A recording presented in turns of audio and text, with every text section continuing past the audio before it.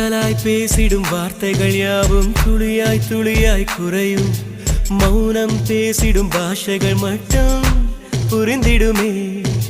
தானாய் எந்தன் கால்கள் இரண்டும் முந்தன் திசையில் நடக்கும்.